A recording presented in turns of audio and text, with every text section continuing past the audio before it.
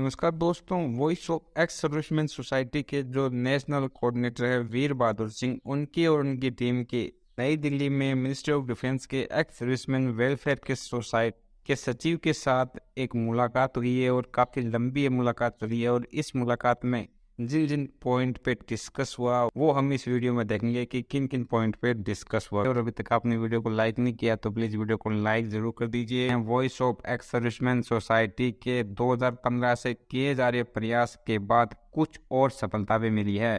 आज secretary department of ex serviceman welfare ministry of defence से meeting हुई और वो मीटिंग लगभग 1.5 घंटा चली। और इसमें जो voice of ex servicemen society के कोऑर्डिनेटर है उनके साथ श्री अशोक ठाकुर, श्री राम सिंह तंवर और श्री जगन्नाथ प्रसाद जी भी थे।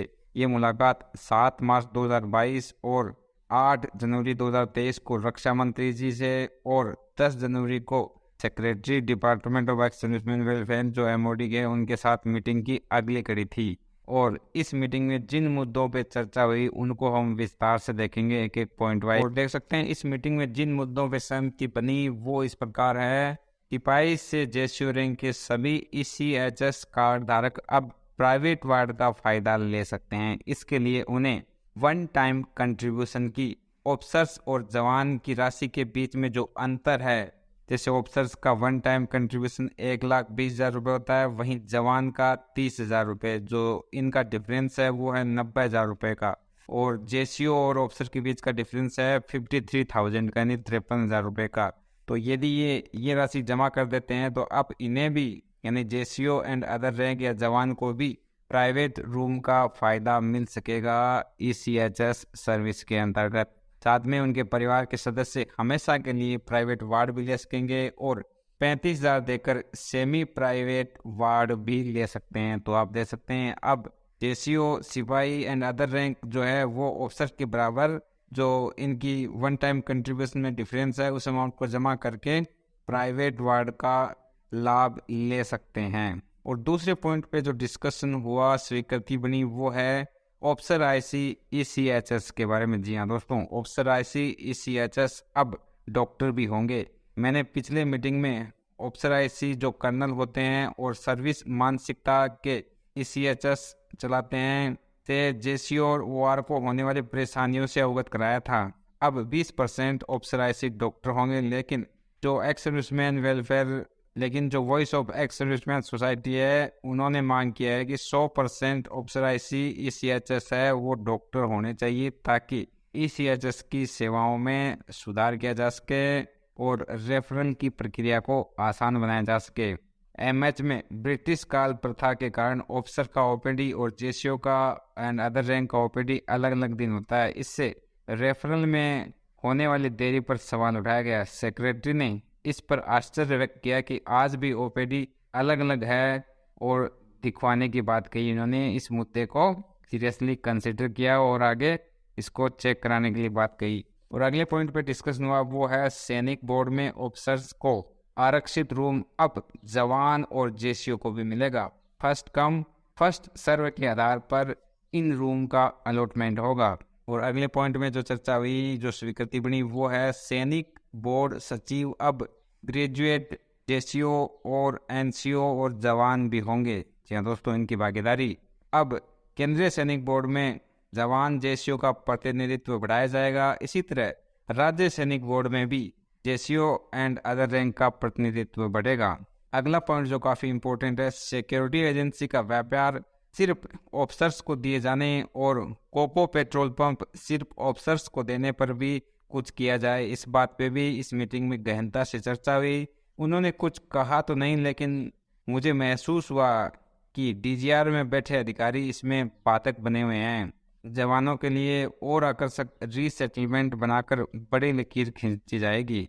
मैंने उनको अवगत कराया कि कोको पंप और सिक्योरिटी एजेंसी के लिए voice of ex servicemen society court में भी है, यानी इनका कोर्ट में भी केस चल रहा है और ऑफिसर्स के अन्याय को स्वीकार नहीं किया जाएगा। कोको और सिक्योरिटी में जवानों को हिस्सा देना ही पड़ेगा। तो देख सकते हैं काफ़ी महत्वपूर्ण टॉपिक पे यहाँ चर्चा हुई और इसके रिगार्डिंग सुप्रीम कोर्ट में भी केस चल रहा है voice of ex servicemen society के द्वारा।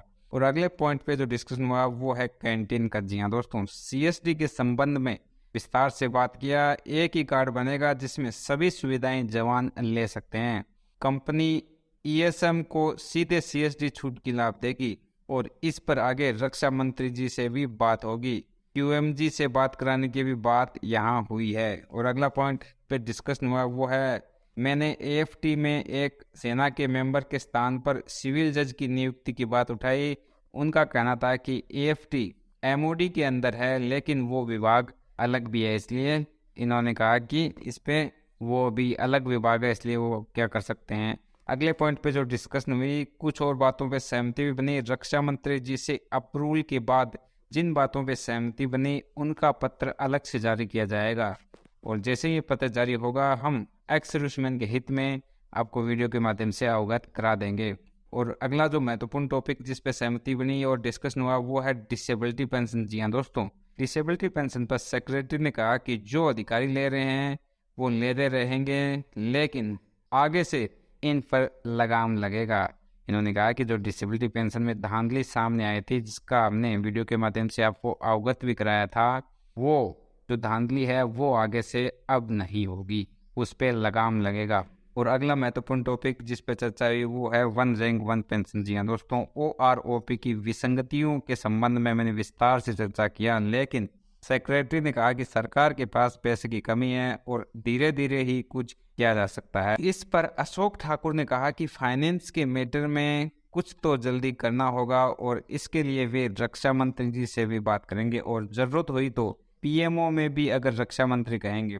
आज ही संगठन के हिमाचल के अध्यक्ष DS पटियाल साहब ने एक मंत्री से मुलाकात किया और मंत्री जी ने कहा कि कोई एक पॉइंट तो जो मैं प्रधानमंत्री को बताऊं और वो OROP का जो विसंगतियां है इसमें वो पॉइंट दे दिया गया है। आने वाले समय में जल्दी ये पॉइंट कम से कम प्रधानमंत्री जी तक पहुंच जरूर जाएगा।